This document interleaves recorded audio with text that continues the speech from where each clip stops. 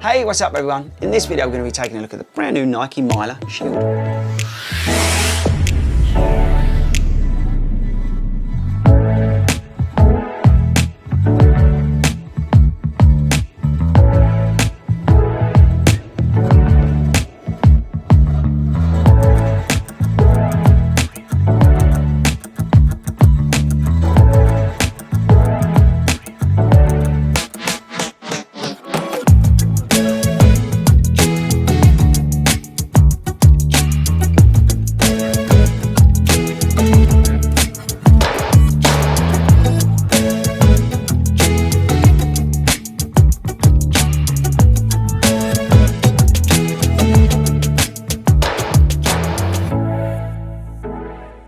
Hey, what's up guys, and welcome back to the channel. Now this is part 2 of our sort of mini series on weatherized winter running shoe reviews. Bit of a mouthful, but anyway, if you've not seen it, definitely check out the review we've done of the Nike Pegasus 37 Shield. I'd really recommend it. But this video we're going to be talking about the Nike Miler Shield. Now this is brand new out from Nike as well, so let's get stuck in. Right guys, so here's the original non-shield version and here's the shield version. Firstly, let me know in the comments, do you bother unlacing your shoes, especially your daily trainers, when you get home? Obviously I've not done that, I've got a real bad habit of doing that. Anyway, so where do we start, Look, the first thing I noticed straight away between these, right, and now this is a heavy shoe, people.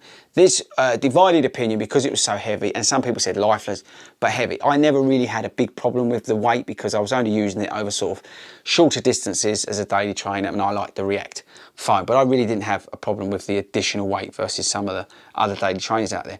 But I've got to say, the first thing you notice about having this shoe in your hand is the weight. It weighs, or feels like it weighs as much as one of my children. It really is a heavy shoe in hand.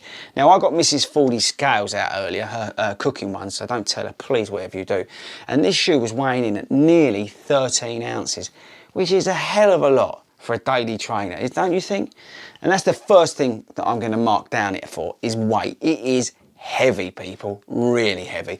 Now the Nike Pegasus Shield, the 37, from memory is 11.5 ounces.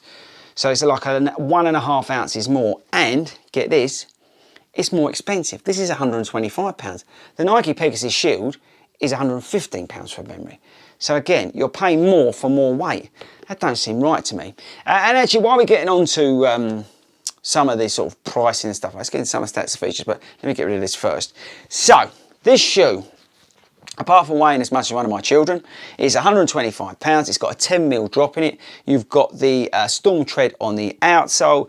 Obviously it's weatherized. You've got the traditional collar with foam, breathable tongue, which relieves lace pressure. You've got the Storm Tread outsole, which I just said. Weatherized shroud, I'll show you that in a sec.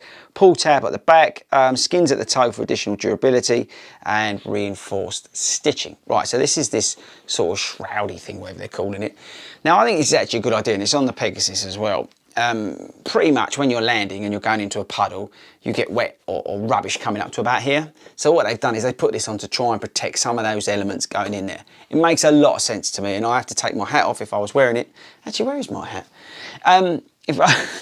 But I think I take my hat off to Nike because that's a really good idea. It might not be for everybody. It will add to sort of heat in there, but I don't think that's necessarily a bad thing during the winter time. The lacing's got the reflective elements in it, which is great. The tongue is okay. There's a lot more going on around the heel. This is definitely built more for comfort than the Nike Pegasus 37, which is still a comfortable shoe, but there's a lot more foam in the heel area. You still got the sort of heel counter stability part from carried over from the Infinity, with that sort of medial post in there, which is a little different, a little firmer, different material to the React foam, just to, again, add a little bit of stability in there. The width of this shoe is unbelievable. It is really wide. Now, I usually complain that shoes aren't wide enough, but they've gone the other way with this shoe. It is noticeably wider. So just check your sizing when you do order the shoe. The lacer says you can lace it down fine. The quality, now I've been moaning about Nike's quality all year. Actually, this isn't too bad. The Nike Pegasus Shield 37 wasn't too bad either. So again, kudos to Nike. They seem to have improved a little bit, but the gluing is still suspect in places. But anyway, right. So what do I think? Well, apart from the weight and the price, which has two huge negatives, this feels like you're wearing Wellington boots. Now, this is not something that you want to feel like when you're running. It feels so wide and so cumbersome, this shoe, compared to the Nike Pegasus 37.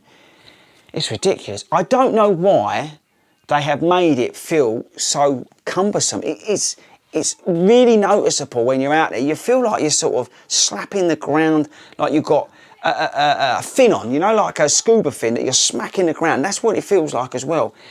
It's just total overkill on this shoe. I just don't understand why. Firstly, this is more expensive than the Pegasus Shield. And I appreciate the fact that it's a wider fitting shoe versus the Shield, which is the Pegasus 37, which is good. But it's just too much, and it really is just too much. And I would personally steer you towards the 37 Shield and away from this shoe. There's nothing really here that you need. It's more expensive, it hasn't got the air pockets. If you want some form of stability, okay, but there's got to be better versions out there, and other shoes that are going to come out that have got some, I think, now I may be wrong here, I think Asics Kayano, the 27 comes now in a weatherized version. I may be wrong, let me know in the comments. But again, if you're looking for some form of stability, maybe go that way, because this really, to be honest with you, it's an awful shoe.